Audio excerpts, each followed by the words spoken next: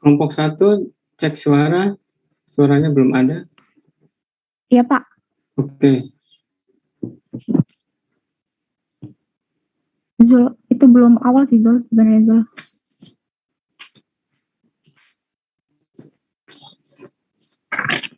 Baik, saya buka ya, Pak. Izin, Pak. Assalamualaikum warahmatullahi wabarakatuh. Waalaikumsalam warahmatullahi wabarakatuh. Selamat pagi, Pak ya. Selamat pagi, teman-teman semua. Semoga kita semua dalam keadaan baik dan sehat. Kami dari kelompok 1 yang beranggotakan saya, Dini, kemudian ada rekan saya, Azizul, Novica, Iqbal, Ragi, dan Aulia, akan memaparkan materi mengenai uji kesampel berhubungan, yaitu untuk uji kohran dan untuk uji treatment. Untuk uji kohran akan dipaparkan oleh Ragil, kemudian dilanjutkan dengan contoh soal oleh saya dan Novica, dan untuk uji treatment akan dipaparkan oleh Iqbal dan dilanjutkan dengan contoh soal oleh Azizul dan Aulia. Untuk Ragil dipersilahkan. Baik, terima kasih untuk Dini. Jadi izin Bapak, izin semuanya untuk menyampaikan materi uji kohran. Nah, jadi uji kohran ini yang seperti Bapak bilang tadi bahwa merupakan uji perluasan dari McNemar. Nah, dia ini uji kohran ini itu merupakan salah satu bagian dari uji statistik non-parametrik K-sampel yang saling berhubungan. Nah, jadi fungsi uji McNemar ini adalah untuk menguji dua sampel yang menguji untuk 3 atau lebih sampel tersebut apakah atau frekuensi di dalam populasinya. Nah, jadi uji kohran itu kita gunakan saat data yang ada itu berskalanya nominal atau yang tidak memiliki peringkat kayak gitu. Boleh di next, Zul. Nah, kemudian syarat dari uji kohran, pertama data itu terdiri dari dua kategori dikotomi, yaitu sukses kita lambangkan dengan 1 dan gagal kita lambangkan dengan 0. Kemudian subjek yang dipilih diambil secara acak dari suatu populasi yang terdiri atas semua subjek yang mungkin. Jadi nanti kita tuh harus megang bahwa data yang kita peroleh itu adalah acak kayak gitu. Maksud. Nah, kemudian untuk rumus ujinya, seperti yang telah Bapak jelaskan di awal tadi, bahwa pada uji kohran ini terdapat dua rumus yang bisa kita gunakan. Jadi mau menggunakan rumus yang atas atau bawah sama saja, itu tergantung kita. Jadi mana enaknya kita bisa menggunakan rumus atas atau bawah. Namun kalau menggunakan rumus atas tentu saja itu ada G bar, yaitu rata-rata dari GJ, sehingga kita harus cari rata-rata. Sedangkan yang bawah kita tidak perlu mencari nilai G barnya. Nah, untuk keterangannya bisa dilihat sendiri di sini, yaitu K adalah banyaknya perlakuan atau treatment. Kemudian GJ itu adalah jumlah keseluruhan sukses dalam kolom ke J. Nah, sukses itu nanti dilambangkan dengan 1 pada tabel kohran. Pada uji kohran, kita itu wajib membuat tabel kerja kohran agar memudahkan kita. Nanti itu akan ada berisi sampel, nomor sampelnya, dan tabel kolom-kolom perlakuan. Pokoknya kalau uji kohran itu hampir wajib dikatakan untuk membuat tabel kerjanya agar memudahkan kita. Nah, untuk rumusnya ini bisa teman-teman lihat sendiri di sini ada 2. Nah, nanti si Q ini dibilang bahwa dia akan mendekati distribusi chi-square dengan derajat bebas K-1. K itu adalah yang seperti disebutkan tadi, banyak perlakuan. Next, Zul. Nah, jadi kemudian ini adalah hipotesis pada uji kohran. Jadi ini adalah hipotesis secara umumnya ya. Jadi di mana H0-nya adalah proporsi atau frekuensi jawaban sukses sama dalam masing-masing perlakuan. Kemudian hipotesis alternatifnya yaitu proporsi atau frekuensi jawaban sukses minimal ada 1 yang berbeda dalam masing-masing perlakuan. Karena kan perlakuan tadi itu paling dikitnya 3 gitu kalau pakai uji kohran ini. Oke, next, Zul. Nah, untuk prosedur pengujiannya sama saja seperti uji-uji yang lainnya kurang lebih. Jadi pertama tentukan hipotesis 0 dan alternatifnya. Kemudian tentukan tingkat signifikansi atau alfa. Kita biasanya menggunakan 0,5. Nah, yang ketiga itu nanti kita akan mengisi skor 1 untuk kategori sukses dan 0 untuk kategori gagal pada tabel kerja kohrannya. Yang keempat yaitu hitung statistik uji dengan rumus uji Cohran yang QQ tadi yang pakai rumus atas ataupun bawah. Nah, kemudian setelah kita dapat statistik uji, barulah kita tentukan wilayah kritisnya, yaitu tolak H0 ketika nilai Q Cohran tadi lebih besar dari sama dengan chi-square alpha, di mana derajat bebasnya adalah K-1. Atau kalau mau menggunakan v-value, tolak H0 apabila v-value kurang dari sama dengan alpha. Nah, setelah kita mendapatkan keputusannya tolak H0 ataupun gagal tolak H0, tentu saja kita harus memberikan kesimpulan sesuai dengan hasil yang telah didapatkan sebelumnya. Nah, jadi catatannya, jadi di sini nanti nilai chi-square tabelnya tentu saja didapat dari tabel chi-square, atau pada buku Sydney Siegel gunakan tabel C pada yang halaman belakang, yang bagian appendix, teman-teman bisa lihat sendiri nanti. Kemudian untuk uji Cohran, katanya wilayah kritis untuk uji 2 sisi dan uji 1 sisi itu sama saja, nanti tidak ada perbedaan. Mau kita pakai hipotesisnya 2 sisi atau 1 sisi sama saja nanti nilai wilayah kritisnya. Next, Gul. Nah, ini yang seperti saya telah singgung sebelumnya, bahwa ketika kita menggunakan uji Cohran, kita tuh harus membuat tabel kerja Cohran agar kita mudah. Nah, jadi di sini subjeknya ini adalah sampelnya, nomor sampelnya 1, 2, sampai ke N. Misalnya kalau sampai 15, berarti 1, 2, sampai 15. Nah, ini ada, selanjutnya ada perlakuan, kolom perlakuan, di mana 1 ini adalah perlakuan atau treatment ke-1. Yang 2 adalah treatment kedua, sampai treatment ke K, kayak gitu. Nah, LI-nya ini, LI-nya itu adalah jumlah yang sukses antar barisnya tadi. Jadi nanti kita L1 ini adalah penjumlahan nilai-nilai dalam kolom X11, X12 sampai X1K, di mana isi kolomnya ini hanya ada angka 1 atau 0, yaitu tadi sukses lambangkan 1, 0 lambangkan gagal. Kemudian ada L1 kuadrat, di mana L1 kuadrat ini adalah hasil kuadrat dari L1. Nah, nanti kita jumlahkan ke bawah, yaitu dapat sigma LI, yaitu nanti sigma LI ini L1 tambah L2 sampai ke LN. Kemudian LI kuadrat nanti juga dijumlahkan, yaitu sigma LI kuadrat, itu penjumlahan dari L1 kuadrat ditambah L2 kuadrat dan seterusnya. Nah, kemudian untuk ke bawah lagi itu ada G1, yaitu penjumlahan ke bawahnya, yaitu penjumlahan dari G1 sampai GK, nanti itu dimasukkan ke dalam rumus yang Q tadi. Oke. Next, Zul. Nah, jadi di sini ada sedikit kutipan dari buku Sydney Siegel halaman 166. Jadi dikatakan bahwa when the Cohran test is used with data are not nominal or naturally dichotomous, it may be wasteful of information. Nah, artinya itu maksudnya gini. Kalau misalnya kita gunakan Cohran test untuk misalnya menganalisis data yang sifatnya itu bukan nominal seperti interval ataupun rasio. Nah, pokoknya yang kita menganalisis data yang bukan dikotomi kayak gitu, yang misal ya atau tidak, punya atau tidak punya. Maka itu katanya akan menghasilkan wasteful of information. Jadi informasi yang kita hasilkan dari analisis data tersebut akan wasteful atau boros atau sia-sia. Jadi usahakan, atau bisa dibilang kita tuh kalau mau menggunakan uji Cohran, data kita tuh harus nominal atau yang dikotomi tadi, ya atau tidak, sukses atau gagal, seperti itu. Nah, untuk selanjutnya agar teman-teman lebih paham, sebaiknya melihat contoh soal yang akan dijelaskan oleh teman saya, yaitu Dini Alfitri. Untuk Dini, silahkan. Baik, di sini saya akan memaparkan mengenai contoh soal yang pertama. Contoh soalnya yaitu seorang produsen kerupuk ingin memasarkan kerupuk dengan 4 rasa, yaitu rasa ayam, daging, ikan, dan udang ke kota B. Nah, sebelum memasarkan kerupuk tersebut ke kota B, produsen tersebut ingin mengetahui respon atau penilaian dari masyarakat yang tinggal di sekitar rumahnya terhadap keempat rasa kerupuk tersebut. Misalkan responnya digunakan berupa suka atau tidak suka.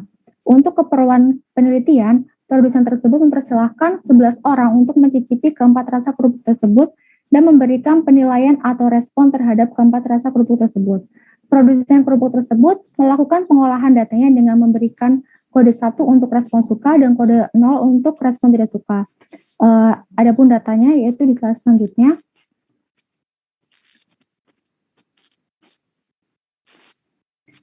Nah, di sini ada datanya yaitu untuk respon suka dan tidak sukanya. Kemudian dengan tingkat signifikansi 5%, ujilah bahwa proporsi penilaian suka adalah sama untuk keempat kondisi, yaitu untuk rasa kerupuk ayam, daging, ikan, dan udang. Next. Prosedur yang pertama yaitu kita menentukan hipotesa dulu ya, di mana hipotesa kan proporsi atau frekuensi jawaban sukses sama dalam masing-masing perlakuan itu untuk H0-nya. Jadi di sini karena dikatakan sukses itu apabila mendapatkan penilaian suka. Jadi H0-nya itu proporsi penilaian suka terhadap rasa kerupuk adalah sama untuk keempat kondisi. Untuk H1-nya yaitu proporsi penilaian suka terhadap rasa kerupuk ada yang berbeda pada keempat kondisi. Dengan tingkat signifikansinya itu alfanya 5%. Kemudian prosedur selanjutnya yaitu mengisi skor 1 untuk kategori sukses dan 0 untuk kategori gagal. Tadi kan suksesnya itu ketika respondennya suka. Jadi isi 1 untuk suka dan 0 untuk tidak suka. Kemudian kita melakukan statistik uji yaitu seperti rumus yang di samping rumus Q-nya. Nah, kita perlu apa aja sih? Kita perlu nilai K, perlu nilai GJ-nya, dan perlu nilai LI-nya. Nah, kita cari dulu nih G1 sampai G4-nya. Nah, G1 kan tadi GJ itu kan jumlah keseluruhan sukses dalam kolom J, atau jumlah keseluruhan sukses dalam setiap kelakuan, yaitu di mana G1-nya itu ada 9, kemudian G2-nya 4, G3-nya 5, dan G4-nya 7. Kemudian kita mencari nilai LI-nya. LI itu jumlah keseluruhan sukses dalam baris PI atau jumlah keseluruhan sukses dalam setiap respondennya. Berarti yang menyatakan suka itu jumlahnya ada berapa, kemudian dijumlahin. Terus untuk sigma LI-nya dijumlahin dari LI yang pertama sampai LI yang ke-11.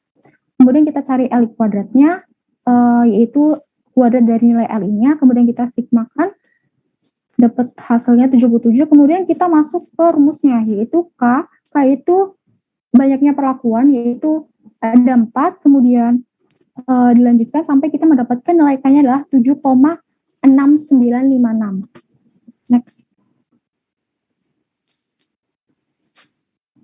Kemudian prosedur selanjutnya yaitu menentukan wilayah kritis, yaitu dengan Chi-square-nya dengan alfanya 0,05 dengan derajat bebasnya itu K-1. Kayaknya kan tadi 4, jadi derajat bebasnya 3. Bisa didapatkan dari tabel Chi-square, yaitu nilainya 7,815 untuk Chi-square tabelnya.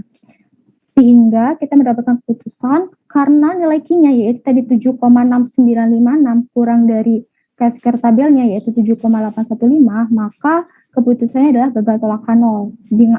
Sehingga dapat disimpulkan dengan tingkat signifikansi 5% dan berdasarkan sampel yang ada, dapat dinyatakan bahwa tidak terdapat cukup bukti untuk menyatakan proporsi penilaian suka terhadap rasa kerupuk ada yang berbeda untuk keempat kondisi tersebut. Baik, untuk contoh soal selanjutnya akan dipaparkan oleh Novica. Untuk Novica dipersilakan.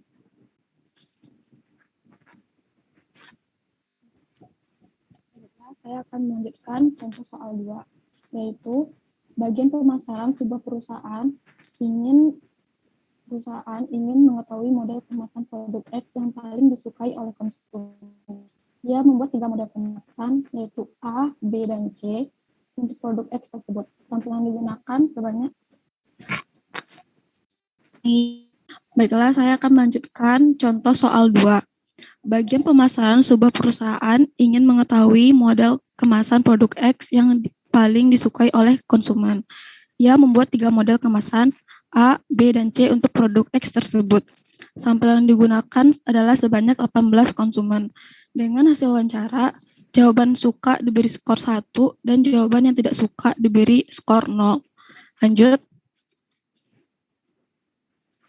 Berikut hasil tabel wawancaranya, di mana yang skor 1 itu jawaban suka dan skor 0 jawaban yang tidak suka. Dengan tingkat signifikansi 5%, apakah jumlah responden yang menyukai model kemasan produk X adalah sama untuk ketiga model kemasan? Next. Untuk pembahasannya, yang pertama kita mencari hipotesisnya, di mana H0-nya itu adalah frekuensi yang menyukai model kemasan A, B, dan C adalah sama, dan H alternatifnya itu terdapat perbedaan frekuensi yang menyukai model kemasan A, B, dan C dengan tingkat signifikansinya itu alfa sama dengan 5%. Next. Nah, selanjutnya kita mengisi tabel kerja Cochrane dengan bentar Pak. Ya, silakan lanjutkan. Bentar, ada suara.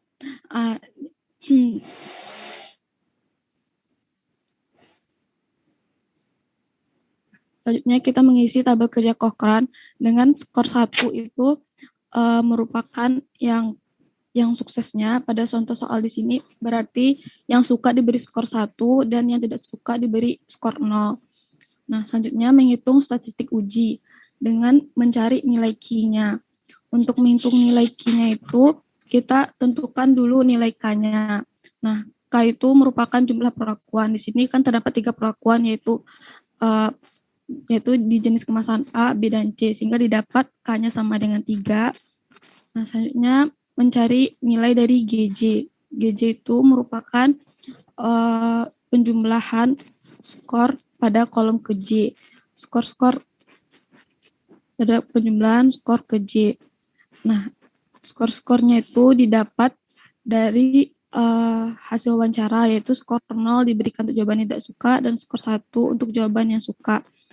Nah, dari tabel kerja Cochrane ini didapat penjumlahan skor pada kolom pertama yaitu GI sebesar 13, penjumlahan skor pada kolom kedua G2 yaitu 13, dan jumlah skor perlakuan ketiga G3 yaitu 3. Selanjutnya, menghitung nilai dari LI-nya. LI merupakan penjumlahan sukses atau skor pada baris KI. Nah, pada tabel Cochrane ini didapat L1-nya itu 0, L2-nya 2, sampai kepada L18, yaitu 2. Lalu L1 sampai L18 dijumlahkan, dapatlah sigma dari LI-nya itu 29. Selanjutnya masing-masing dari nilai L ke I itu dikuadratkan, lalu dijumlahkan sehingga didapat LI kuadratnya itu sama dengan 63. Nah, setelah didapat nih masing-masing nilai dari K, GJ, dan LI-nya, maka kita dapat mencari nilai Q-nya itu dengan memasukkan masing-masing variabelnya itu sesuai dengan rumus Q. Maka dapatlah nilai Q-nya itu 16,667. Next.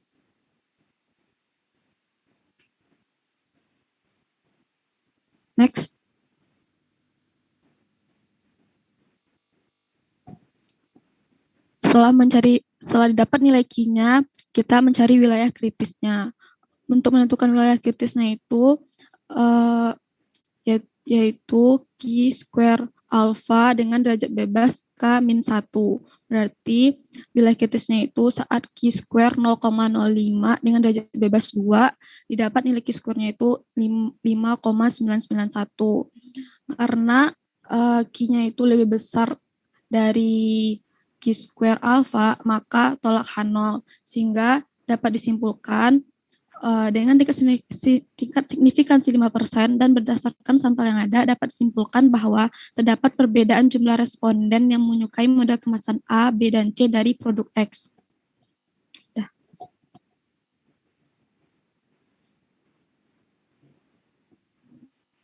Mungkin demikian yang bisa kami sampaikan mengenai uji Cochrane.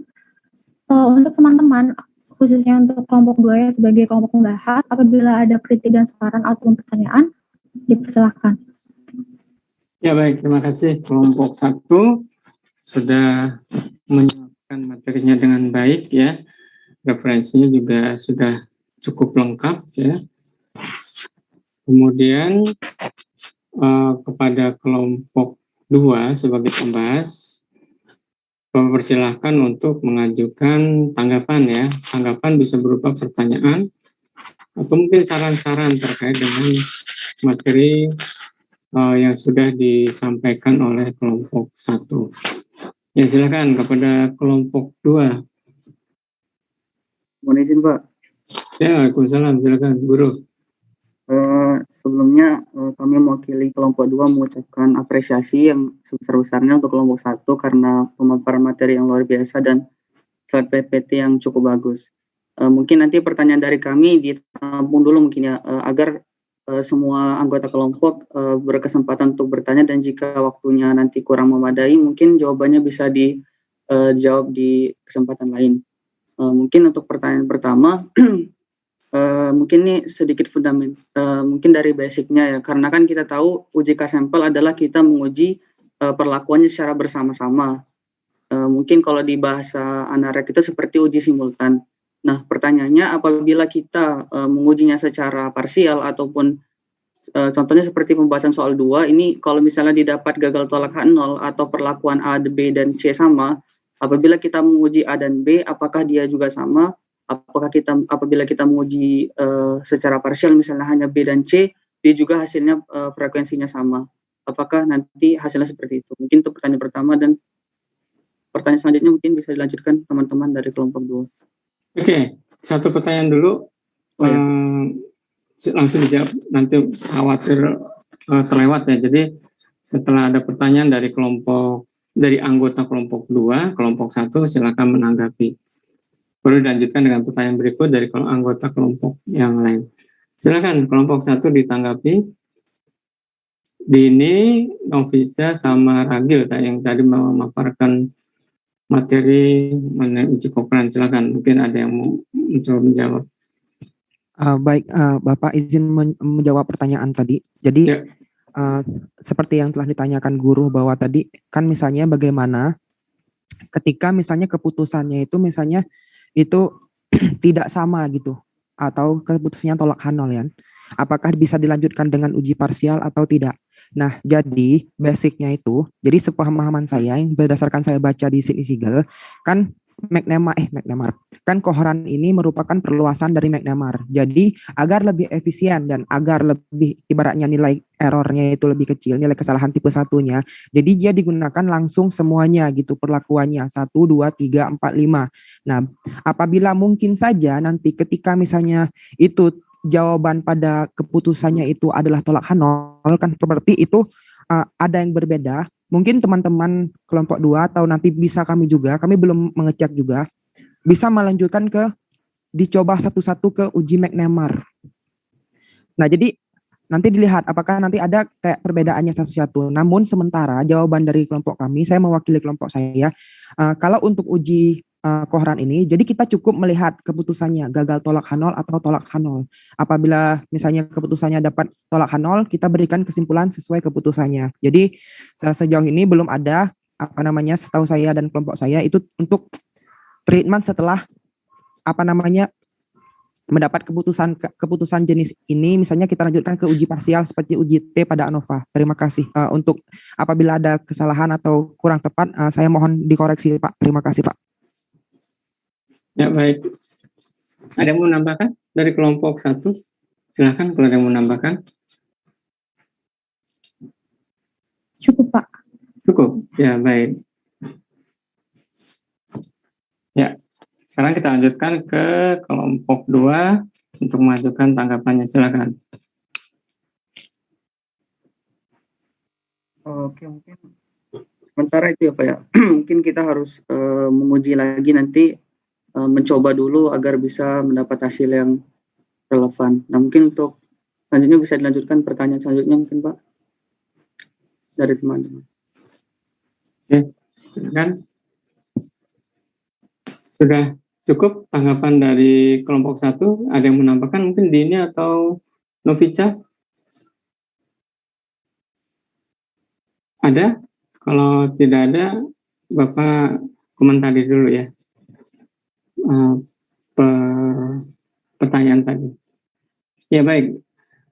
Mengenai pertanyaan dari guru, kalau terjadi perbedaan ya, artinya H0 ditolak, apakah perlu uji lanjut?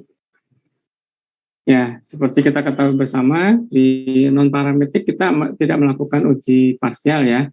Mungkin kalau dalam parametrik kita mengenal uji lanjut ya, secara parsial dengan menggunakan uji T, di Dublin-Watson. Nah, namun dalam uji statistik non-parametrik kita hanya melihat signifikansinya saja, apakah ditolak atau diterima tanpa kita melakukan uji lanjut, gitu ya. Memang ada ya, memang ada uji lanjutnya. Dari dalam buku David Susskind itu ada uji lanjutnya. Namun kita tidak sampai ke sana. Kalau kalian berminat silakan gitu ya dipelajari. Namun kita cukup hanya melihat signifikansi uji saja, ya, apakah berbeda atau tidak, seperti itu. Oke, silakan dari kelompok 2 yang lain selain guru untuk mengajukan tanggapannya. Izin Pak. Silakan. Baik, saya mungkin sedikit menambahkan saran. Apabila ada kesalahan mungkin bisa disanggah oleh kelompok 1. Jadi kelemahan dari uji Cochrane itu sendiri kan hanya menentukan terjadinya suatu perubahan, serta dia lemah dalam mendeteksi apakah skor yang dihasilkan masing-masing kelompok itu mana yang lebih besar. Nah, tadi di penjelasan ada disinggung bahwa wilayah kritis untuk uji 2 sisi dan 1 sisi sama saja. Nah, menurut saya untuk uji Cochrane hanya melakukan uji 2 arah. Namun pada saat hipotesis alternatif, walaupun dia uji 2 arah, nanti wilayah penolakan tetap menggunakan chi-square dengan 1 sisi. Mungkin itu saran dari saya. Terima kasih, Pak. Mungkin bisa ditanggapi oleh kelompok 1. Ya, silakan kelompok 1. Bahwa uji Cochrane itu pada umumnya diperuntukkan untuk uji 2 arah, ya. Seperti kita ketahui bahwa tabel C chi-square itu untuk tes 2 arah. Namun ketika ada tes 1 arah, kita perlakukan sama seperti uji 2 arah. Nah, bagaimana tanggapan dari kelompok 1?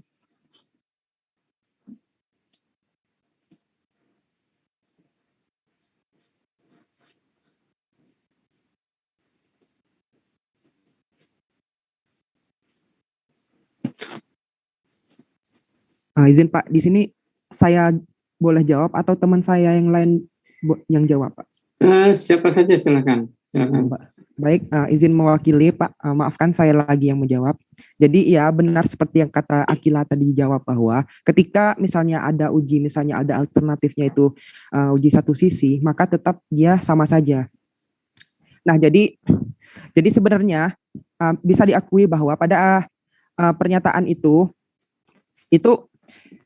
memang benar, karena ketika misalnya uji Cochrane ini kan kita tuh jarang gitu kan menggunakan uji yang siapa yang lebih besar, siapa yang lebih kecil. Kita hanya melihat apakah dia sama atau tidak. Nah, makanya ketika pada pembahasan pada beberapa literatur juga seperti Siegel, modul Sipadu, itu juga tidak dijelaskan apabila ketika ini sampel uji 1 arah atau 2 arah itu dibedakan. Jadi itu disamakan. Nah, untuk tanggapannya sendiri, mungkin gimana ya? Jadi karena mungkin dan mungkin juga pengaruhnya tidak besar, mungkin saja itu disamakan. Itu sih Pak tanggapan dari kelompok saya, Pak. Makasih Pak. Mohon sarannya lagi Pak. Ya baik.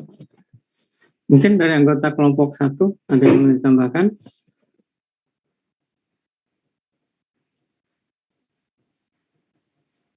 Cukup Pak. Oke, sudah cukup.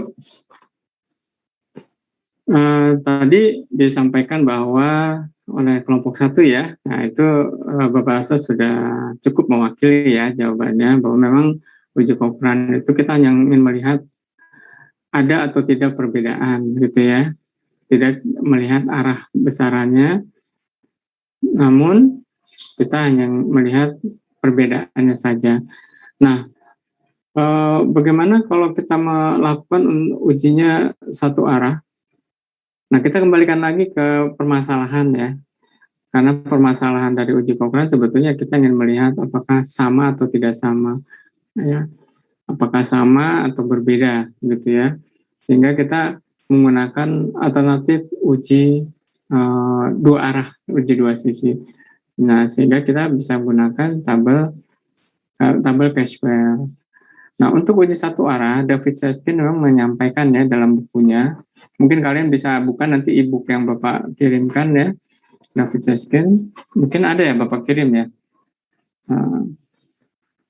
Itu dia menyampaikan memang ketika ujinya menggunakan uji satu arah gitu ya. Namun diasumsikan itu adalah uji pelakuannya seperti uji dua arah. Jadi kita langsung menggunakan tabel Cashware ya. Nanti silakan dibuka di David Seskin ya mengenai uji Cochrane ini ya. Terkait dengan uji satu arah. Namun Cochrane menyatakan bahwa memang David Seskin mengatakan memang uji Cochrane ini adalah uji dua arah gitu ya. Karena permasalahannya permasalahan sama atau tidak sama gitu ya. Bukan lebih besar atau lebih kecil di hipotesis alternatifnya. Ya. Sekarang pertanyaan Bapak pada kalian. Kelompok 1 dan kelompok 2 nih, mungkin ada yang bisa menjawab. Uji square itu bisa uji dua arah atau uji satu arah? Atau bisa juga uji satu arah? Izin menjawab, Pak. Ya, silakan. Uji satu arah, Pak. Uji satu arah, oke. Okay. Karena chi-square itu bentuk kuadrat dari nilai itu, Pak. Nilai uji apa ya?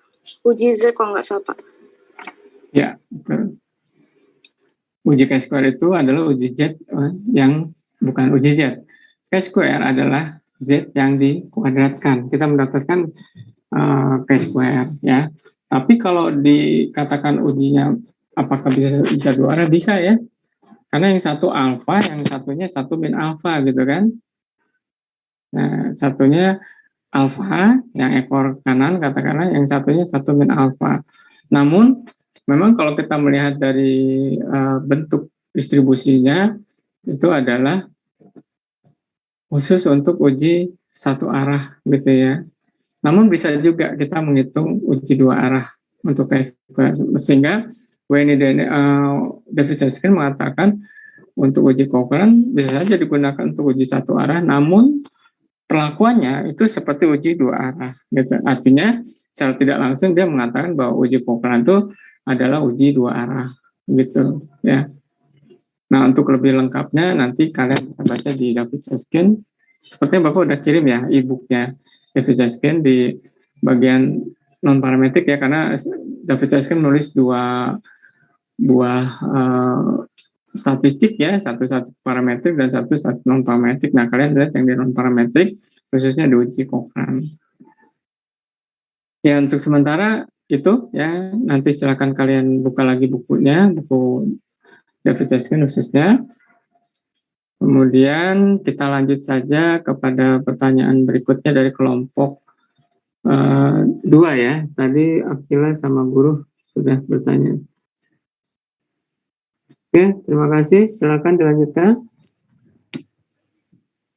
Pak, saya mau nanya. Ya. Kan uji Cochrane itu kan perluasan dari uji McNemar. Nah, kalau di uji McNemar itu kan dia nggak bisa dipakai untuk ukuran sampel yang sangat kecil.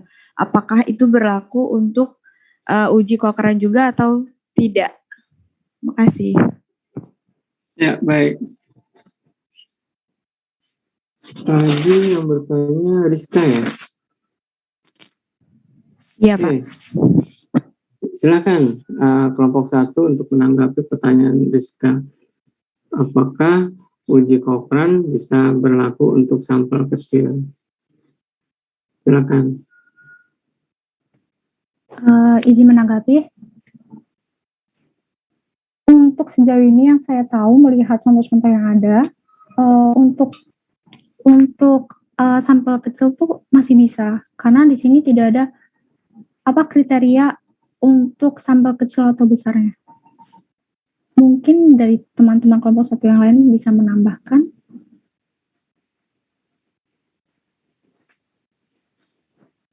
Baik Pak, Pak izin menambahkan bahwa pertanyaan Rizka tadi apakah ada kriteria minimum size untuk seperti McNamara pada koran. Jadi ini saya ambil berdasarkan buku Sidney Siegel. Mungkin Rizka nanti atau teman-teman kelompok 2 bisa melihat dari buku Sidney Siegel nanti di bagian yang part uji koran bahwa di situ dijelaskan bahwa tidak ada minimum size untuk N atau sampel pada uji koran. Jadi kita masih bisa-bisa saja. Namun ada catatan di situ bahwa kita harus memperhatikan benar-benar katanya di buku itu untuk yang koran. Mungkin Rizka bisa membuka atau teman-teman dari semuanya bisa membuka buku Sidney Siegel yang Bapak share di halaman 165, ada yang di bawah rumus itu, yang ada referensi itu. Itu disebutkan bahwa however itu tidak ada minimum size untuk N pada uji koran. Sekian dari saya Pak, terima kasih. Baik, Bapak rasa sudah terjawab ya. Memang tidak ada minimum sample size untuk uji Cochrane. Mungkin juga dengan uji chi-square kan tidak ada minimum size-nya. Jadi bisa digunakan untuk sampel yang kecil sekalipun, asal jangan sampel besar gitu ya. Karena kita sedang menggunakan atau sedang berada di ranah statistik non parametrik. Baik, Bapak rasa jawaban dari 2 anggota kelompok 1 sudah representatif ya, mewakili pertanyaan dari Rizka. Baik, berikutnya ada lagi mau yang mau disampaikan dari kelompok 2? Izin Pak. Ya, silakan. Izin Pak bertanya. Yose ya, Ose silakan. Nah, di slide 8 kan kelompok 1 membuat prosedur pengujiannya yang nomor 5 menentukan wilayah kritisnya kan menggunakan Q dan P value. Nah, bagaimana pada saat kapan kita menentukan wilayah kritisnya menggunakan Q dan P value? Apakah ada ciri khusus untuk membedakan kedua itu atau sama aja? Terima kasih. Ya, baik, silakan ditanggapi kelompok 1. Baik Pak, saya mewakili Novica sama Dini. Katanya Novica juga ada sedikit masalah audio. Jadi gini, izin menjawab bahwa pertanyaan Jose tadi kan, kita kapan sih atau ada nggak ciri-ciri kita menggunakan wilayah kritis pakai chi-square atau pakai v-value. Jadi begini, kalau misalnya kita menggunakan software SPSS, nanti outputnya itu akan muncul Q dan v-value-nya. Namun ketika manual, kita kan seperti kita ketahui bahwa kita telah belajar bersama, ketika kita ingin mencari peluang dari distribusi chi-square, itu kan susah kan? Susah mencari peluang yang benar-benar tepat. Kalau mau mencari, kita harus pakai yang PDF itu, yang pakai cara di Statmat. Sehingga apabila kita menggunakan manual, saya rasa, menurut saya pribadi, gunakan chi-square saja, agar mempermudah kita. Jangan pakai v-value. V-value itu jadi dia tidak ada ciri khusus. Jadi semua soal tuh bisa pakai apa aja, tergantung. Tapi kalau pakai software biasanya dia udah ada v-value-nya. Kita bisa melihat v-value-nya langsung. Tapi kalau ujian atau manual, kita pakai tabel saja biar memudahkan kita. Seperti itu. Jadi mungkin Bapak bisa nambahin. Makasih Pak. Ya, baik. Ya, jadi sebetulnya sama saja ya, kita menggunakan p-value atau menggunakan chi-square hitung ya, yang kita bandingkan dengan chi-square tabel ya dari tes Cochrane tadi. Nah, memang tergantung kondisi ya. Ketika kita menggunakan software, angka p-value maupun angka Q-nya, QR-nya atau chi-square hitungnya itu akan keluar. Ya. Hasilnya akan menunjukkan keputusan yang sama. Nah, tadi disampaikan oleh Ragil, kalau kita menggunakan hitung manual gitu ya, kita dalam ujian misalnya kan, kalian tidak boleh pakai laptop ya, tidak boleh pakai software. Silakan gunakan QR hitung ya, Cochrane hitung atau chi-square hitung ya, untuk menentukan titik kritisnya dan untuk mengambil keputusan dari uji kalian gitu. Ya, silakan. Walaupun sebetulnya bisa juga sih dengan p-value ya, kalian cari p-value dari tabel C kan ketemu juga gitu ya. Tapi lebih praktisnya gunakan QR hitung, ya KSPR hitung dibandingkan dengan nilai KSPR tabel. Ya, itu saran Bapak untuk kalau kalian hitung manual seperti itu. Seperti yang disampaikan oleh Ragil sudah sangat tepat seperti itu. Ya, terima kasih. Bapak rasa untuk uji Cochrane kita cukupkan saja ya. Terima kasih kelompok 1 yang sudah menyampaikan paparannya. Dari kelompok 1 berarti sudah 3 yang tampil ya, Dini, Ragil, dan Novica. Nah, Bapak berharap dari kelompok 1 yang lain bisa menampilkan, memaparkan uji Friedman. Oke, kita tutup saja uji Cochrane. Nah, kalau masih ada pertanyaan kita bisa diskusikan di kita nggak punya grup ya. Oke lah, bisa secara langsung japri ke Bapak atau bisa dipertanyakan lagi pada pekan depan pertemuan ke-9 kalau masih ada gitu pertanyaan tentang uji Cochrane. Oke, sekarang waktu dan tempat untuk kelompok 1 menyajikan uji Friedman. Ya, silakan.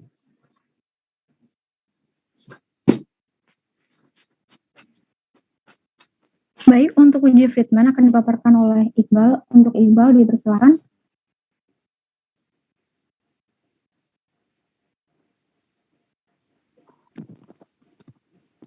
Assalamualaikum warahmatullahi wabarakatuh.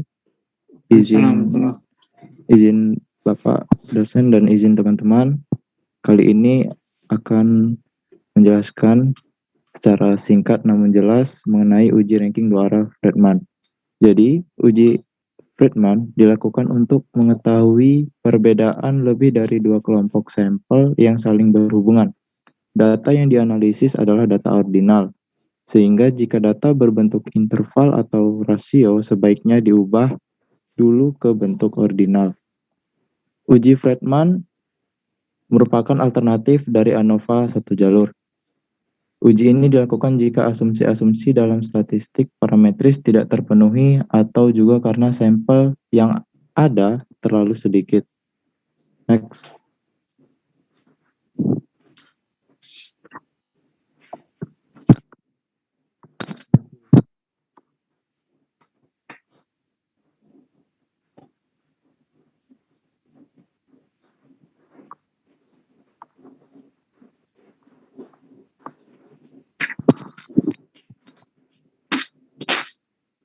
Mohon tunggu sebentar kawan-kawan. Mungkin lagi ada gangguan teknis. Next Zul. Nah, kemudian apabila kita ingin melakukan uji ranking 2 arah Friedman, terdapat syarat yang harus dipenuhi. Ada 4 syarat. Yang pertama, terdapat lebih dari 2 sampel. 2 sampel yang dimaksud adalah sampel itu bukan hanya sampel 1 dan sampel 2, tetapi sampel 1 sampai N.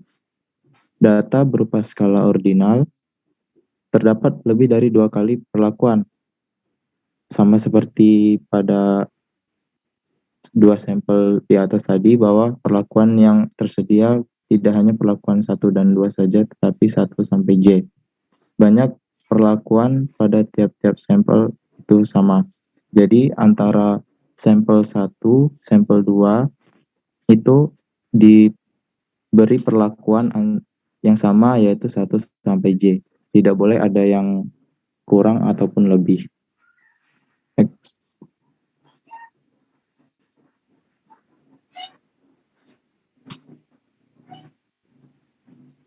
Jadi tujuan dalam melakukan uji ranking 2 arah Friedman adalah untuk menentukan apakah ada perbedaan efek perlakuan antara sampel-sampel yang diambil dari populasi yang berbeda dengan pengujian nilai median setiap respon sampel terhadap perlakuan yang diberikan pada tingkat populasinya. Next. Nah, ada 3 asumsi yang berlaku dalam pengujian ranking 2 arah Friedman. Yang pertama adalah variabel yang dicari adalah kontinu. Terus tidak ada interaksi antara kelompok dan perlakuan. Kemudian yang ketiga, observasi dalam tiap kelompok dapat di-ranking berdasarkan besarnya. Jadi perankingan ini berlaku dalam hasil observasi yang akan kita uji itu dimulai dari data yang paling kecil hingga data yang paling besar. Data yang paling kecil ranking pertama dan data yang paling besar adalah ranking terakhir. Next.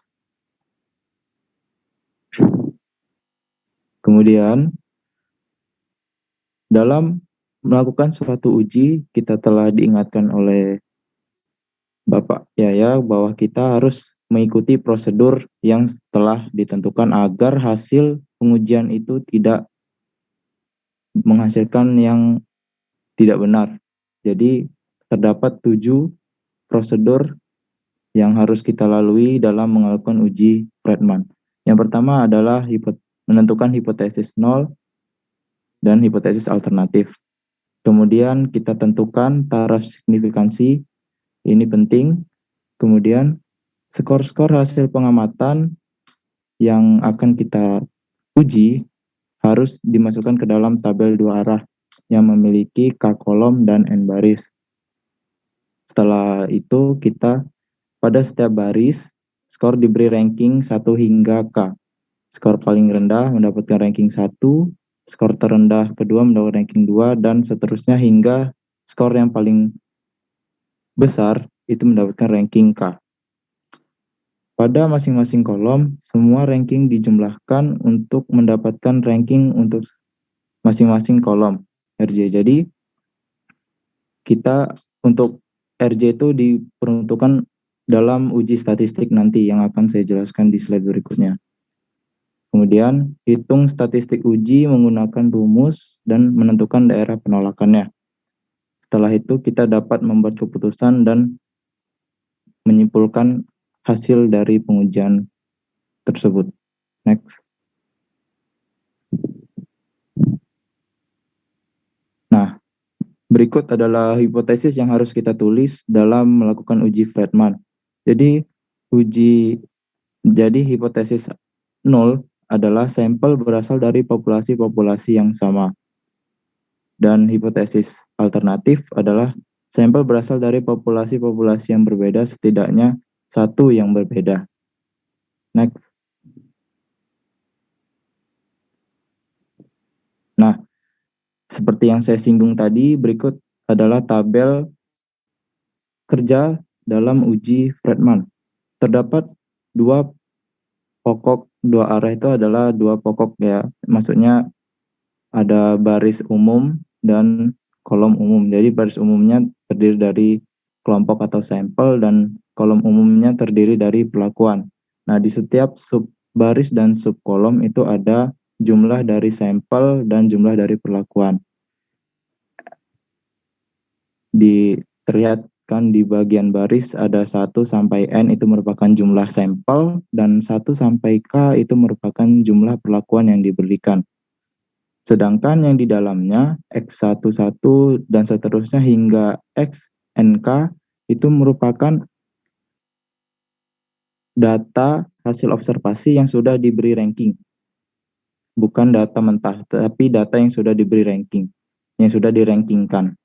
Kemudian di bawah kita dapat menentukan berapa jumlah ranking dalam setiap perlakuan. Ada jumlah ranking dalam perlakuan 1, 2, 3, hingga seterusnya sampai perlakuan ke K. Next. Nah, setelah sudah pernah disinggung Bapak di awal bahwa penentuan ranking itu ada ranking yang sama pasti ada dalam suatu pengujian. Nah, tetapi saya jelaskan dulu untuk penentuan ranking secara umum dalam uji Friedman. Jadi penentuan ranking tadi sudah saya singgung bahwa di ranking berdasarkan baris sesuai dengan perlakuan yang diberikan. Jadi rankingnya itu dari nilai yang terkecil sampai nilai yang terbesar. Seperti di contoh ini, contoh tabel ini ada, misalkan ada 2 baris. Sebenarnya pada saat nanti kita pengujian langsung tidak cuma 2 sampel. Nah, ini hanya perumpamaan saja. Jadi baris 1 diberikan 7 perlakuan A sampai G. Jadi baris 1 menghasilkan nilai 10, 30, 20 hingga 80. Nah, dalam penentuan ranking harus tidak diurutkan, tidak boleh diurutkan. Jadi kita harus menentukan ranking itu berdasarkan tata letak dari perlakuan yang sudah diberikan. Tidak boleh diurutkan 10, 20, 30, 50. Jadi nanti perlakuan A, C itu berpindah-pindah gitu. Tidak bisa karena harus sesuai dengan perlakuan yang diberikan. Jadi ranking 1 itu ada di perlakuan A di nilai 10, ranking 2 itu ada di perlakuan C karena nilainya 20, ranking 3 ada di perlakuan B 30, dan begitu pun seterusnya hingga ranking ke-7 yang berada di data perlakuan ke G. Nah, kemudian jumlah ranking-ranking tadi dijumlahkan berdasarkan kolomnya, berdasarkan perlakuannya. Jadi ranking perlakuan KA ada 2 karena kebetulan di baris pertama dan baris kedua, sampel pertama dan kedua, pada saat diberikan perlakuan KA itu dia memiliki nilai yang paling kecil sehingga rankingnya 1. Nah, begitupun seterusnya berlaku hingga ke ranking terakhir atau ranking ke-7, yaitu untuk perlakuan ke-7, perlakuan ke G, maaf. Next. Nah, berikut adalah rumus uji Friedman yang secara umum, yaitu K² R kuadrat sama dengan 12 dibagi N dikali K dikali K plus 1 dikali sigma ranking J kuadrat dikurang 3N dikali K plus 1. Nah, telah disampaikan bahwa N merupakan jumlah sampel yang kita uji, kemudian K merupakan jumlah perlakuan yang diberikan, dan RJ merupakan jumlah dari nilai ranking yang dijumlahkan berdasarkan perlakuan yang tadi sudah saya jelaskan. Next.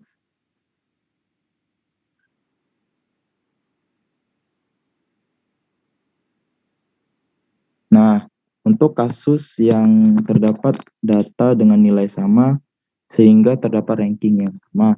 Jadi pertama-tama kita harus menentukan rankingnya dulu untuk kasus ini. Jadi dimisalkan terdapat dalam baris 1 ada 2 perlakuan yang menghasilkan nilai yang sama, yaitu nilai 30 dan 30. Jadi dalam menentukan rankingnya itu kita harus tetap mengurutkan di awal, mengurutkan sesuai dengan prosedur, yaitu nilai terkecil sampai terbesar, ranking 1 sampai ranking ke K. Nah, apabila kita urutkan baris 1 ini kan baris 1 ini kan ranking 1-nya adalah 10. Ranking 2-nya harusnya kalau dia tidak sama, 30-30 itu adalah ranking 2 dan 3. Kemudian 54 dan seterusnya hingga 80 yaitu ranking 7. Nah, karena nilainya sama, maka rankingnya tidak boleh dibedakan. Yang 30 yang B itu ranking 2, yang 30 di C itu ranking 3 tidak boleh. Jadi kita harus dijumlahkan. Nah, dijumlahkan pun kita harus berdasarkan urutan yang semestinya, urutan yang harusnya mereka itu tidak sama, ada urutan keberapa itu yang dijumlahkan. Karena perlakuan B dan C ini berada pada ranking yang harusnya antara 2 dan 3, maka kita jumlahkan ranking 2 dan ranking 3. Kemudian dibagi dengan jumlah data, nilai data yang sama. Nilai data yang sama itu bukan jumlah 30 ditambah 30, melainkan jumlah perlakuan B dan C itu di baris 1 kan ada 2, berarti kan yang nilainya sama. Nah, berarti 2 ditambah 3 itu sama dengan 5 dibagi dengan 2, jumlah data yang sama. Jadi ranking yang diberikan pada nilai hasil perlakuan B dan C terhadap sampel 1 diberikan 2,5 dan 2,5. Begitupun dengan yang baris 2 itu karena aslinya kalau misalnya 56 dan 56 itu diberikan nilai ranking 5 dan 6. Karena dia sama, jadi 5 dan 6 ditambahkan dibagi dengan 2 jumlah data yang nilainya sama. Sehingga kita dapat menjumlahkan ranking sesuai dengan ranking tadi sesuai dengan perlakuan dan nilai yang diberikan. Next.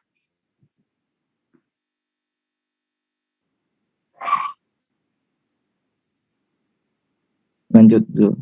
Nah, jadi karena ada nilai yang rankingnya sama, oleh karena itu kita harus melakukan uji statistik ranking yang sama, yaitu terhadap kasus ranking yang sama. Jadi kita menggunakan faktor koreksi. Faktor koreksinya adalah TI. TI itu merupakan hasil dari sigma TI pangkat 3 dikurang sigma TI. TI itu adalah banyak nilai pengamatan yang sama untuk suatu peringkat dalam kelompok KI, sehingga diperoleh rumus. Jadi rumus uji statistik untuk kasus data yang ada rankingnya sama itu Chi-square R kuadrat sama dengan Chi-square dikali N dikali K dikali K kuadrat dikurang 1, kemudian dibagi NK dikali K kuadrat dikurang 1 dikurang sigma TI pangkat 3 dikurang TI. Nah, next dulu.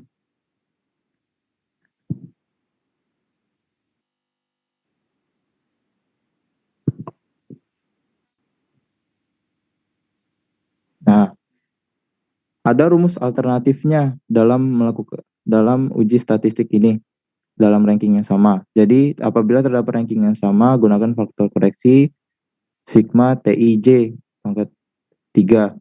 Nah, kemudian sigma TIJ ini akan dimasukkan ke dalam rumus uji statistik yang alternatifnya, yaitu Chi-square R kuadrat sama dengan 12 dikali sigma RJ kuadrat, bukan sigma RJ dikuadratin, bukan, tapi sigma RJ kuadrat dikurang 3N kuadrat dikali K plus 1 dikuadratkan. Dibagi NK, K plus 1 ditambah NK dikurang tadi faktor koreksi sigma I sigma J TIJ pangkat 3 per K min 1. Maaf ini rumusnya terpotong, nanti di pembahasan soal akan terlihat. Nah, bedanya rumus yang awal tadi untuk uji statistik ranking yang sama dengan rumus menggunakan faktor koreksi, kita bedanya kalau menggunakan faktor koreksi ini, kita tidak perlu menghitung menggunakan chi-square. Jadi kita masih bisa agak mudah dalam menghitung karena tidak perlu mengecek tabel chi-square terlebih dahulu dalam menghitung XR kuadratnya. Next.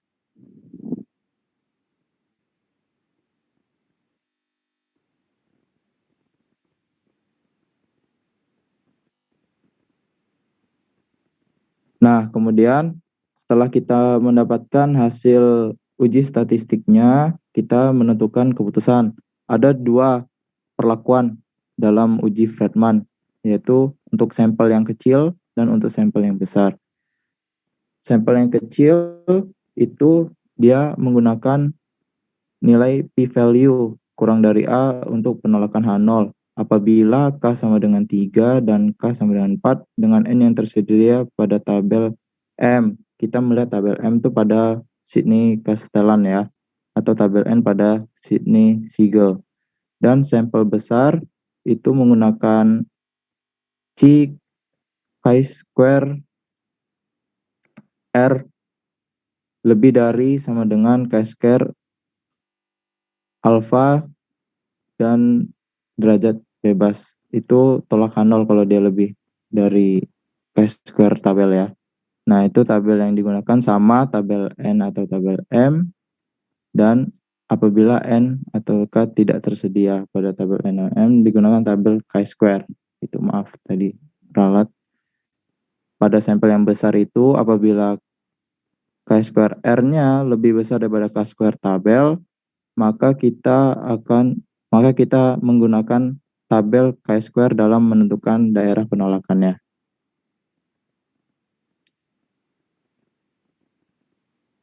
Next.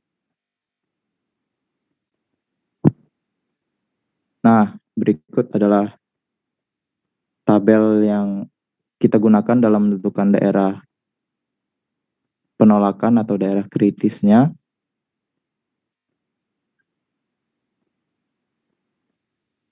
Nah, kemudian agar kita tidak mengawang-awang dan tidak bingung karena penjelasan saya tadi, maka akan ditambahkan melalui pembahasan-pembahasan contoh soal agar kita lebih paham lagi.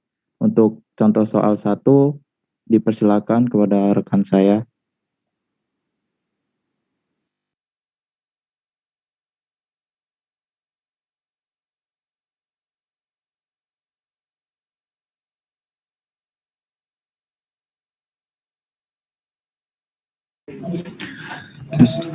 Baik, saya akan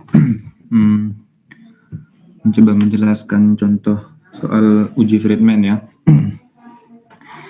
Nah, soalnya adalah di samping adalah data jumlah korosi berbagai jenis logam pada 3 jenis segel. Selidiki dengan uji Friedman apakah ketiga jenis segel mempunyai kemampuan menahan korosi yang berbeda. Gunakan taraf nyata 5%. Nah, di sini sudah disediakan data tabelnya ya, dan sudah langsung dikasih tahu gitu menggunakan uji Friedman. Langkah pertama kita tentukan hipotesisnya dulu, yaitu H0-nya ketiga jenis mempunyai kemampuan menahan korosi yang sama. Dan sedangkan H1-nya itu minimal ada satu jenis segel yang mempunyai kemampuan menahan korosi yang berbeda dari jenis segel lainnya dengan tingkat signifikansinya adalah 5%. Nah, ini pembahasan soalnya.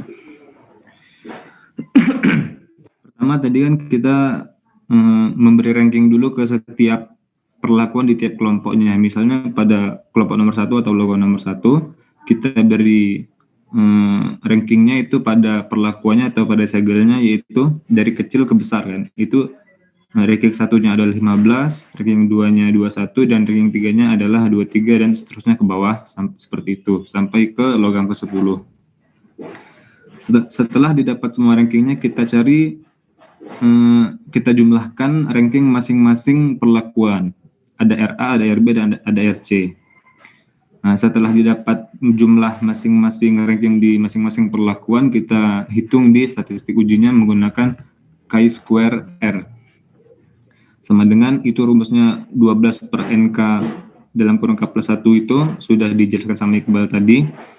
Lalu kita masukin dengan keterangan yang sudah kita cari tadi, N besarnya 10 yaitu jumlah banyaknya kelompok atau dalam soal ini banyaknya logam, K-nya yaitu banyaknya perlakuan, RJ-nya tadi adalah jumlah ranking masing-masing segel. Nah, setelah dimasukkan, kita kalkulasikan dan mendapatkan chi kuadrat R-nya sebesar 7,8. Nah, setelah didapat chi-square hitungnya tadi, kita tentukan daerah penolakan. Nah, dengan alfa 5% dan K sama dengan 3, kita mendapatkan chi-square 0,05 dengan K-1-nya sama dengan 2 berdasarkan tabel. Chi-square adalah nilainya adalah 5,991. Sehingga chi-square R hitung tadi lebih besar daripada chi-square tabel. Sehingga keputusannya adalah kita tolak H0-nya. Sehingga dapat kita simpulkan bahwa dengan tingkat kepercayaan 95%, kita dapat menyimpulkan bahwa minimal ada satu jenis segel yang mempunyai kemampuan menahan korosi yang berbeda dengan jenis segel lainnya. Nah, tadi kan dijelaskan oleh Iqbal ada 2 kasus, ada yang ranking sama, dan ada yang ranking berbeda. Setelah ini contoh soal kedua akan dijelaskan oleh Aulia, yaitu mengenai soal uji Friedman dengan contoh kasus yang ada ranking sama. Pada Aulia dipersilahkan.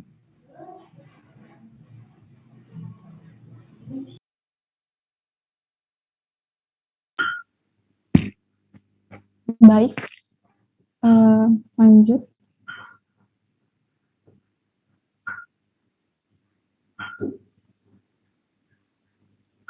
Baik, selanjutnya saya akan menjelaskan untuk kasus ranking yang kembar atau sama pada uji Friedman. Jadi di sini contoh soalnya yaitu seorang peneliti ingin meneliti apakah musik memiliki efek pada upaya psikologis yang dibutuhkan ketika melakukan olahraga. Variabel dependennya itu ada upaya yang dirasakan ketika olahraga, dan variabel independennya adalah jenis musik yang terdiri dari 3 kelompok, yaitu tidak menggunakan musik, musik klasik, dan musik dansa. Nah, di sini tuh untuk menguji apakah musik memiliki efek pada upaya psikologis yang dirasakan ketika melakukan olahraga. Nah, peneliti merekrut 12 pelari yang masing-masing berlari di treadmill selama 30 menit. Nah, untuk konsistensi, kecepatan treadmill sama untuk semua 3 putaran. Dalam urutan acak, setiap subjek berlari yang tidak mendengarkan musik klasik, dan mendengarkan musik dansa. Nah, pada akhir setiap putaran, subjek diminta untuk mencatat seberapa sulit sesi berlari terasa pada skala 1 sampai 10, dengan 1 menjadi mudah dan 10 sangat sulit. Tes Friedman kemudian dilakukan untuk melihat apakah ada perbedaan dalam upaya yang dirasakan berdasarkan jenis musik. Lanjut.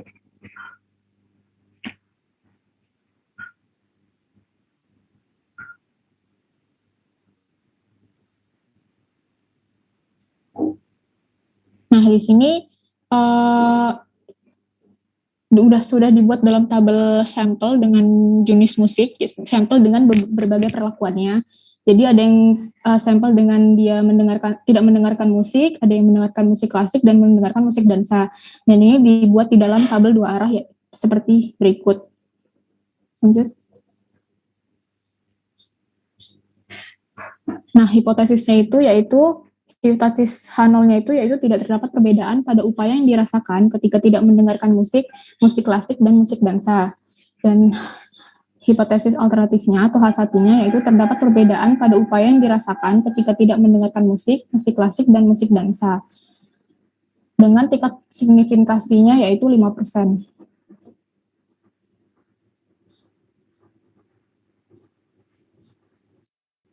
Nah, setelah ada tabel ini, kita akan membuat tabel rankingnya. Nah, tabel rankingnya ini, pertama kan udah diketahui nih, sampelnya itu 12, N-nya sama dengan 12. Nah, perlakuannya kan ada 3 jenis musik, jadi K-nya sama dengan 3, dan alfanya tadi 0,05. Nah, di tabel rankingnya ini, kita membuat ranking sesuai, tidak diurutkan, tapi sesuai dengan sampelnya, barisnya. Misalnya sampel 1 berdasarkan 3 perlakuan, jadi tidak, klasik, dan dansa. Nah, di sini jadi kan ini kan diurutkan dari yang paling terkecil. Nah, yang paling terkecil kan angka 7. Jadi di rankingin jadi 1. Habis itu kan ini sampel yang tidak sama yang klasik. Di sampel 1 itu kan sama 8 sama 8. Jadi kita rata-ratakan, jadi skornya, rankingnya kan ranking 2 dan 3. Jadi kita rata-ratakan 2 plus 3 dibagi 2 sama dengan 2,5. Jadi untuk sampel yang tidak sama klasik kita beri ranking 2,5, 2,5. Begitupun seterusnya dengan sampel 2 sampai sampel 12. Kemudian untuk ranking ini, ranking masing-masing perlakuan itu dijumlahkan, yaitu dapat hasilnya untuk ranking yang tidak mendengarkan jenis musik itu 28,5, yang mendengarkan musik klasik itu 26, dan yang mendengarkan musik dansa itu 17,5.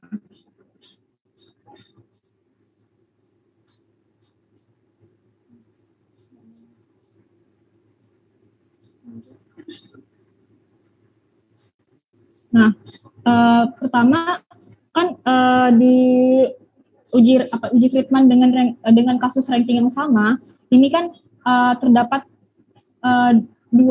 satu rumus, cuma ada juga dari sumber lain, yaitu dari buku Nugraha, itu dia ada rumus alternatif lainnya. Tapi kalau yang dari buku modul ini memakai rumus ini. Ini pertama kan udah di ranking nih, udah di ranking semua yang tadi sama aja tabelnya. Udah didapat RJ. RJ yaitu jumlah rank pada perlakuan ke J. Itu jumlahnya. Terus kalau RJ kuadrat ini yang jumlah rank pada perlakuan KJ itu dikuadratkan, nanti mendapatkan hasilnya 1794,5. Ini kita pakai rumus yang apa? Kalau yang itu rumus yang biasa, yang nggak ranking sama, yang biasa itu yang 12 per MK ini. Nanti setelah didapatkan hasilnya itu 5,5417. Nah, karena di sini dijumpai ranking yang sama, karena di sini dijumpai ranking yang sama, maka kita harus koreksi dengan rumus yang rumus chi-square R ini dibagi dengan faktor koreksinya, yaitu 1 dikurang sigma TI per BK kali K kuadrat kurang 1, di mana TI-nya itu sama dengan sigma TI pangkat 3 dikurang sigma TI. Dan B-nya ini sama dengan N, sama aja nih B dengan N.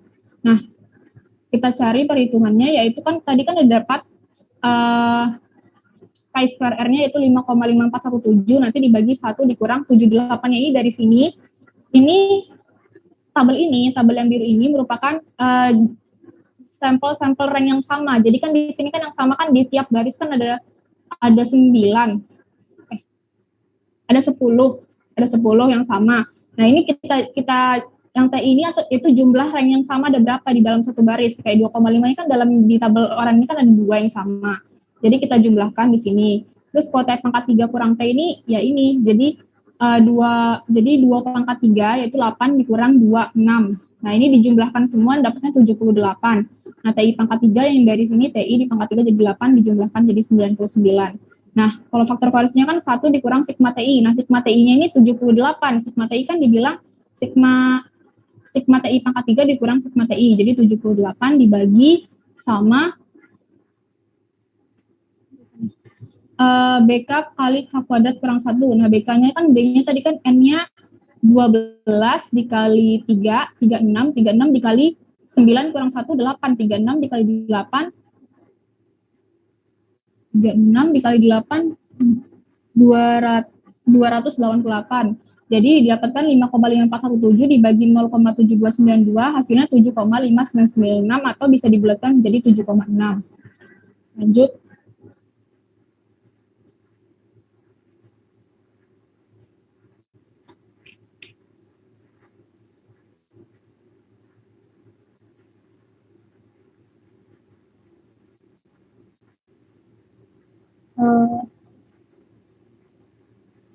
Bisa dilanjutkan.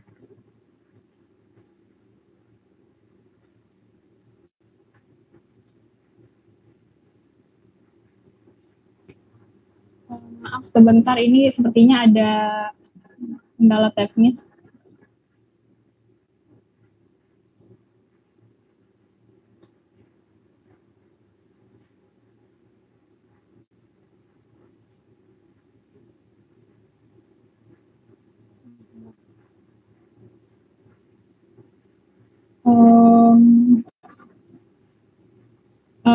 Maaf Pak, izin sebelumnya karena teman-teman saya banyak yang kendala teknis, saya akan mencoba share screen.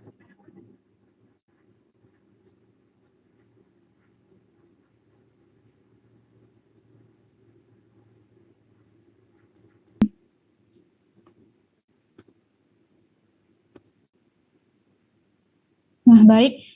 Selanjutnya tadi kan menggunakan rumus yang dari modul. Nah, selanjutnya ini menggunakan rumus alternatif, yaitu memakai rumus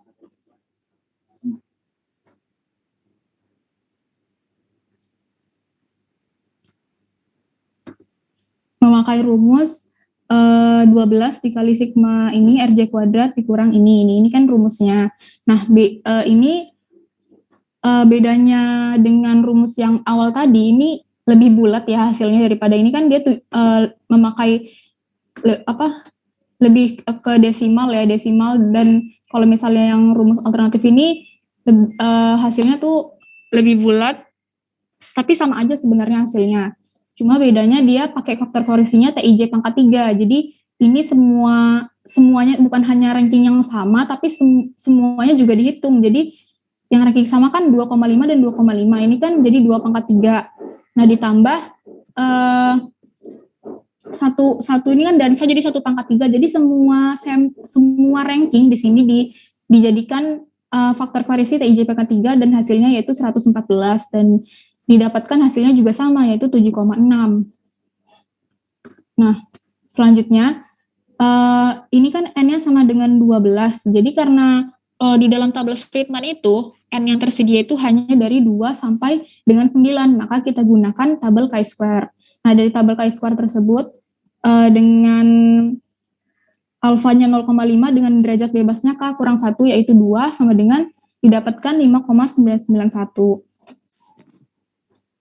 Nah, keputusannya yaitu karena chi-square-nya lebih besar daripada chi-square keputusannya karena chi-square R-nya lebih besar daripada chi-square tabel, maka yaitu tolak H0 dengan kesimpulan dengan tingkat signifikansi 5% terdapat cukup bukti untuk menyatakan bahwa terdapat perbedaan pada upaya yang dirasakan ketika olahraga berdasarkan jenis musik. Sekian dari saya. Oke, baik. Terima kasih kelompok 1. Hakim, Iqbal, dan Aulia ya. Ya, tadi sudah dipaparkan dengan sangat jelas ya, uji Friedman, bahkan dengan menggunakan rumus alternatif. Sumber rumus alternatifnya ada di daftar pustaka ya, sudah disampaikan di daftar pustaka.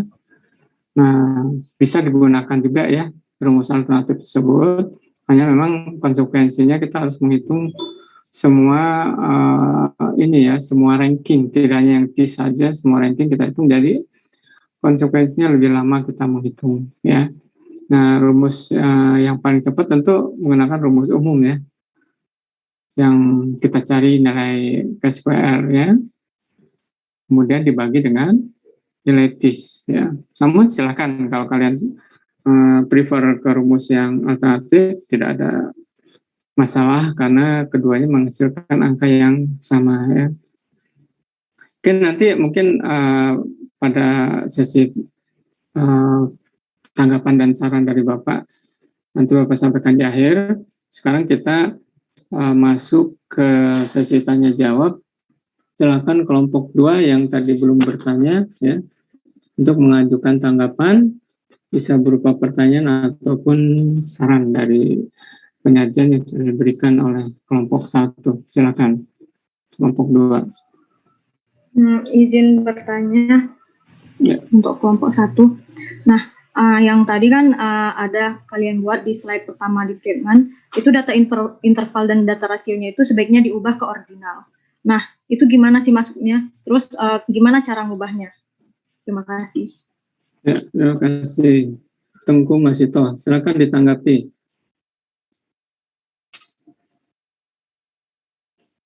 Baik Pak, saya coba menanggapi pertanyaan Tengku. Sebenarnya untuk data uji Friedman ini skala minimalnya itu ordinal. Jadi kalau misalnya datanya berupa interval atau rasio, maka kita bisa rubah dulu ke data ordinal dengan cara kita buat dulu kategori masing-masing sehingga bisa dibuat rankingannya gitu. Gitu Pak menurut saya. Kalau mungkin Bapak bisa menambahkan atau yang teman-teman kelompok 1 lainnya. Ya, mungkin dari kelompok 1 dulu, ada yang menambahkan?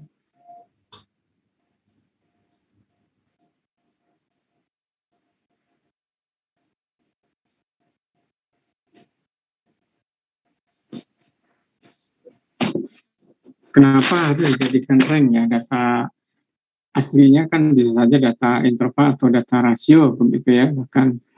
Nah, kenapa harus dijadikan rank? Karena memang dalam rumusnya kita dituntut menghitung ranking ya. Jadi nilai statistik ujinya ya, nilai statistik hitungnya itu diperoleh berdasarkan angka ranking. Nah, kan di situ kita ingin melihat apakah ada perbedaan hasil ya dari treatment yang diberikan ya dari kelompok yang ada ya. Jadi seperti contoh kalian di contoh 1 maupun contoh 2 ya, di situ disajikan mengenai banyaknya sampel ya untuk contoh 1, 10 dengan banyaknya segel ya, tipe segel dari ketiga berbagai jenis logam pada 3 jenis segel. Nah, kita ingin melihat kira-kira jenis logam apa yang kualitasnya paling bagus gitu ya. Jadi di sini kan kita melihat 3 jenis segel ya, 3 jenis segel A, B, dan C gitu ya. Kemudian kita ingin melihat tingkat korosinya. Nah, kalau tingkat korosi, nah sekarang kan kita berarti meranking ya. Nah, mungkin ada pertanyaan, merankingnya itu dari yang baik itu rankingnya tinggi, atau justru baik itu rankingnya rendah. Nah, kira-kira bisa dijawab nggak oleh kelompok 1? Kita meranking itu dari kategori baik itu rankingnya tinggi, atau kategori baik rankingnya rendah. Itu dulu sebelum kita lanjutkan. Silakan kelompok 1. Kita merefer ke contoh 1 aja deh. Nah, di sini bisa diaplikasikan ya. Untuk kelompok 1 menyatakan bahwa tingkat korosi ya itu ditentukan dari jenis segel. Tingkat korosi pada logam ditentukan dari jenis segel. Segel A, segel B, segel C. Silakan ditanggapi kelompok 1.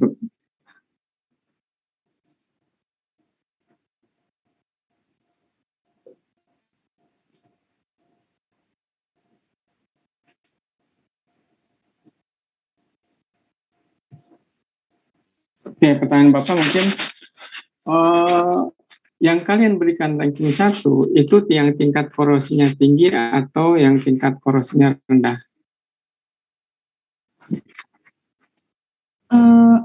Izin menjawab, Pak. Mungkin rankingnya itu di sini tidak melihat dari kalau misalnya ranking itu kita melihat dari angka terkecilnya, Pak. Jadi kalau misalnya di tabel itu dia angka terkecilnya ya dia dibuatnya ranking 1, Pak. Gitu. Nanti baru semakin besar dia akan naik rankingnya. Berarti Kita hanya melihat kepada angka absolut saja ya. Padahal korosinya yang paling rendah itu yang paling bagus kan sebetulnya kan, kualitasnya kan.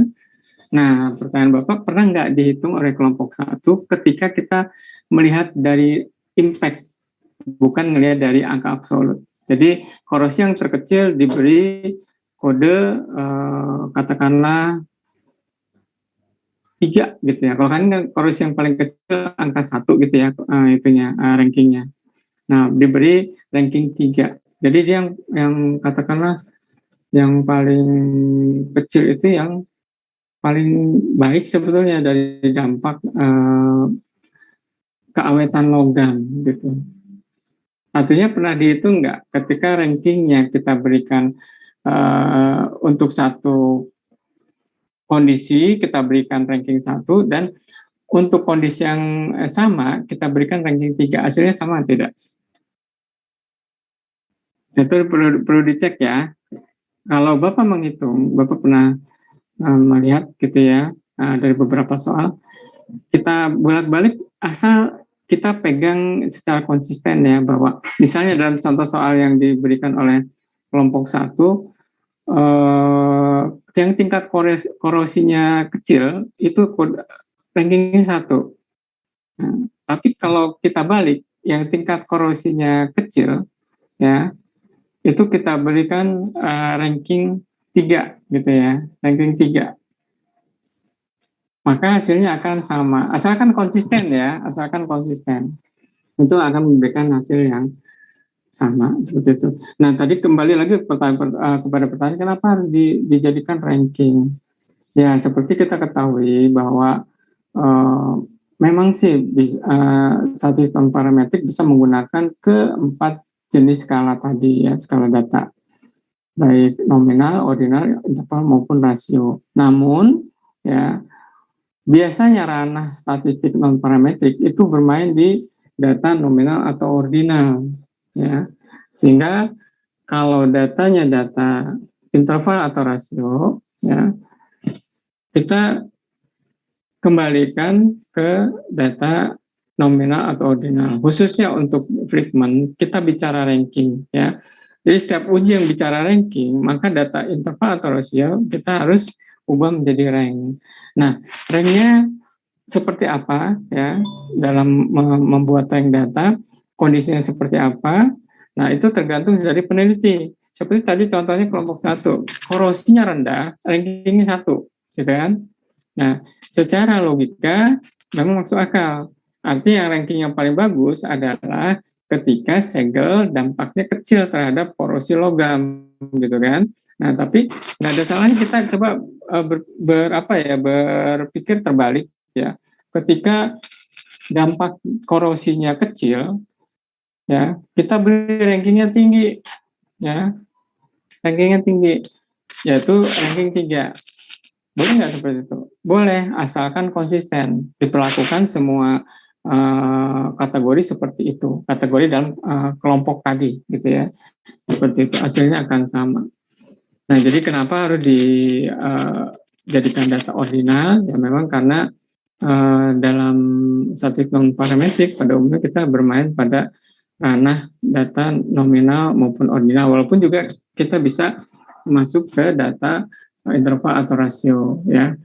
Pertama itu. Kedua, dalam uji Friedman kita akan menghitung ranking, gitu ya, sehingga data interval atau rasio tadi harus kita ubah menjadi data ranking, seperti itu.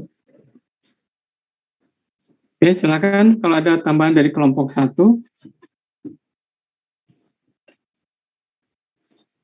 Kalau tidak ada, kita beralih lagi ke tadi Akila, ya. Kepada Akila, tadi yang bertanya Akila, ya. Tengku Masito. Tengku Masito, ya. Ya, silakan kepada Tengku. Masih ada tanggapan nggak mengenai kenapa harus menjadikan data ordinal dari data interval atau rasio tersebut? Sudah Pak, sudah terjawab. Oke, kalau sudah terjawab, kita lanjutkan ke anggota kelompok 2 yang lain untuk bertanya atau memberikan saran. Silakan. Izin bertanya, Pak. Ini tadi kan di keputusannya kalau dia K-nya 3 dan 4, terus N-nya itu tersedia. Misal kita ada soal nilai K-nya itu 3 atau 4, terus N-nya itu tersedia di tabel terus N-nya itu tersedia di tabel M atau N. Bisa nggak kita pakai tabel chi-square untuk wilayah kritisnya? Itu mempengaruhi keputusannya ataupun kesimpulannya tidak untuk kelompok 1. Terima kasih. Ya, baik. Jadi sampel kecil tapi menggunakan kriteria ujinya dengan chi-square. Bisa atau silakan.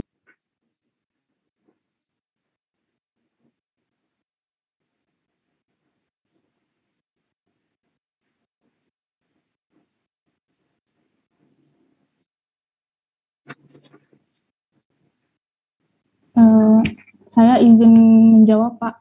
Ya.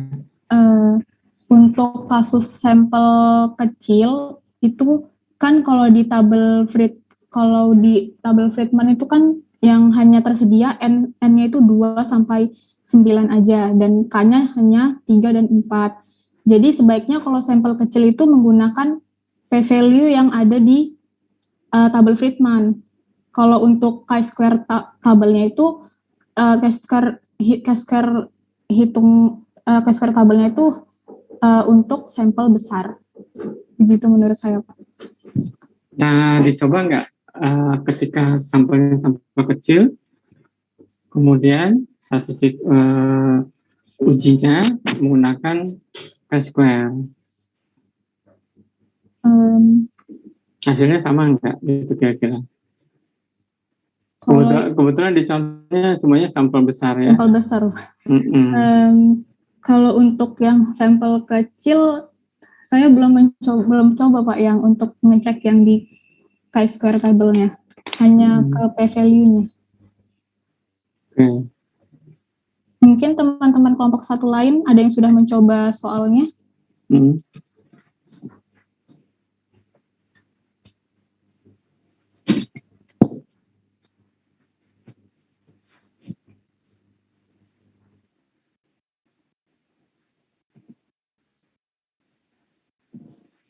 Oke, silakan kalau ada tanggapan.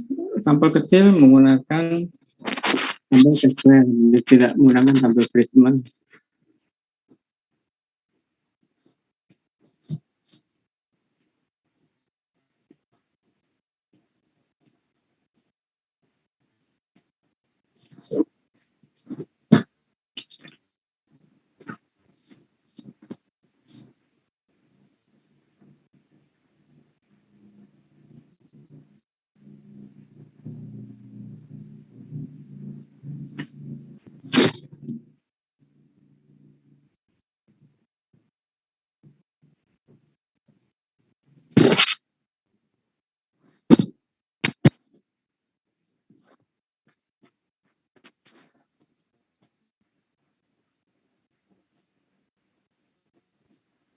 Ya, nanti dicoba ya.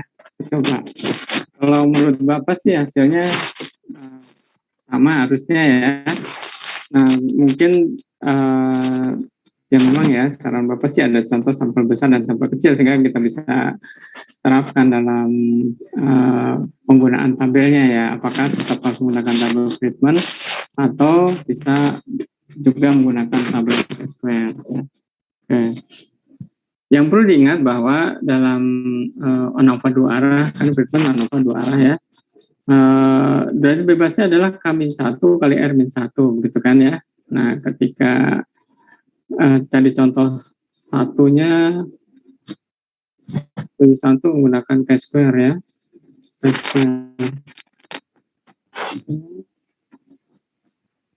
Contoh 2 juga sampelnya lebih besar.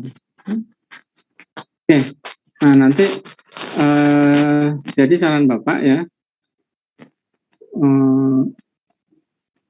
mungkin sarannya di terakhir aja ya. Saran Bapak nanti Bapak sampaikan di terakhir, silakan ditanggapi dulu ya untuk pertanyaan apakah boleh sampel kecil menggunakan chi-square. Kalau tidak ada, mungkin Bapak ingin menyampaikan bahwa sebetulnya ketika sampelnya sampel besar, maka Friedman itu mendekati chi-square. Artinya ketika sampelnya sampel kecil, ya harusnya sama begitu ya. Sampelnya sampel kecil harusnya sama hasil dari statistik ujinya ketika kita menggunakan chi-square. Namun karena sudah disediakan sampel kecil ya, sampel tabel kecil, tabel untuk sampel kecil, maka sebaiknya kita gunakan tabel sampel kecil Friedman yang sudah disediakan. Karena itu tadi ya, ketika sampelnya mendekati besar gitu ya, maka diasumsikan mendekati distribusi chi-square. Jadi sebaiknya kita gunakan tabel Friedman untuk sampel kecil gitu ya. Karena Bapak coba-coba juga menggunakan sampel kecil menggunakan chi-square, hasilnya tidak pas gitu ya. Hasilnya kurang pas ketika kita menggunakan tabel chi-square untuk persoalan sampel kecil. Oke ya, saran Bapak nanti Bapak berikan di terakhir. Sekarang kita lanjutkan ke siapa tadi, Tengku ya, Tengku Masito. Apakah Tengku Masito punya pendapat terkait hal ini? Silakan. Nah, yang nanya tadi Meli, Pak. Meli ya? Oh, Meli Novelina. Masito tadi sudah. Oke. Meli, ada tanggapan atau saran? Karena biasanya kalau bertanya udah baca duluan nih. udah baca duluan materinya atau handout yang kamu punya? Cukup Pak, yang tadi Bapak jelasin udah pas Pak. Ya, baik. Oke, nanti Bapak rangkum di sarannya. Satu lagi pertanyaan dari Jose, silakan.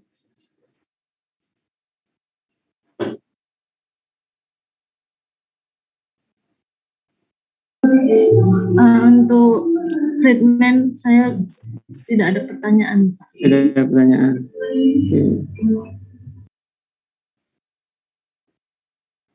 Oke, baik.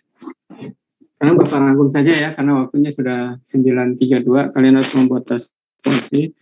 Ya baik, jadi tadi dari Cochrane ya, dan uji Friedman, ya kalian sudah tampilkan dengan sangat baik ya, paparannya juga kalian sajikan secara infografis ya, dengan baik. Hanya ada beberapa tambahan yang perlu kalian jadikan revisi di kelompok 1 ya dalam uji Cochrane. Bahasa dari uji satu arah, nanti Bapak lihat dulu ya, ini paparan kalian ya.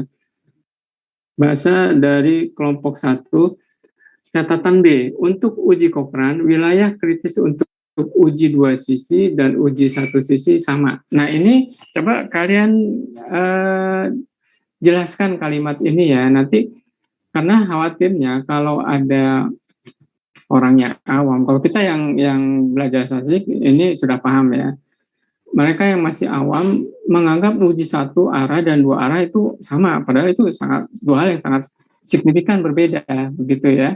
Nah ini tolong kalimat ini diterjemahkan ya, terjemahkan secara lebih informatif lagi. Jadi ketika orang awam membaca pun sebetulnya memang uji 1 sisi dan uji 2 sisi beda. Namun untuk uji Cochrane ada treatment khusus begitu ya. Nah, kemudian pada contoh-contoh di uji Cochrane sudah representatif ya.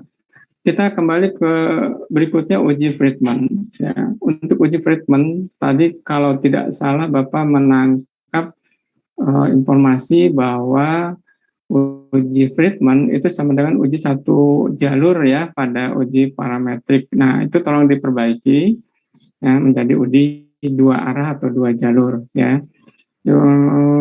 Contoh-contoh sudah bagus ya, hanya sayangnya belum terwakili contoh sampel kecil gitu ya, contoh sampel kecil, sehingga kita nanti bisa menggunakan tabel N yang juga kalian lampirkan dalam paparan kelompok 1 begitu ya.